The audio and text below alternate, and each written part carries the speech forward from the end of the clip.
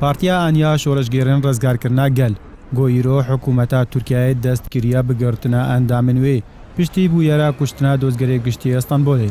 Gojaliyê du endamên wê partiyê ve hatbû bedîlkirin di nava avahiya dadweriyê de. Partiya aniya şoreşgerên rizgarkirina gel kiya û cihê wê di Tirkiye de çawa ye. Dê sala 1978 de dibin navê Dîvsol wata çapê şoreşgêr hat damezrandin û piştre dê sala 1994 de navê wê bo Partiya aniya şoreşgerên rizgarkirina gel hat guhartin. Dijayetiya Amerîka û Ewropa û dizgehên Tirkiyeyê bûn yek ji dijmên wê yên sereka.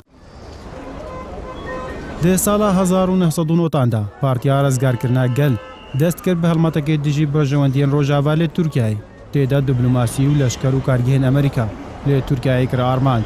Li gorî raporteka Rêkxerê Giştî Amerîka bo karûbarên ji navbirina tîrorê, ew partî wata Partiya Rizgarkirina Gel ji sala 2001 ve dest kiriye bi armanckirina berjewendiyên Tirkiyeyê û Amerîka. Li gorî heman raporta Amerîkî, Partiya Rizgarkirina Gel duwarê aborî de piştgirê didî bi hevkariyan, herwiha gevan bekardihêne ji bo komkirina peran. û her yek ji Amerîka û Ewropa û Tirkiyeyê Partiya Rizgarkirina Gel xistiye lîsta tîrorê de.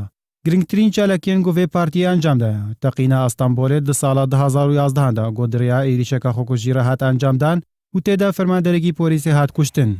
Herwiha di sala 2013 de diriya êrişeka xwekujiya din re palwêzxana Amerîka li Stenbolê kir armanc. Di encama çalakiyên Partiya Rizgarkirina Gel heya niha bi dihan fermanderên Tirkiye hatine kuştin. Di navwan de jî Wezîrê Dadiyê Berê û duho jî dozgerê giştî Stenbolê bo qurbaniyekî din. İbrahim Adem, NRT.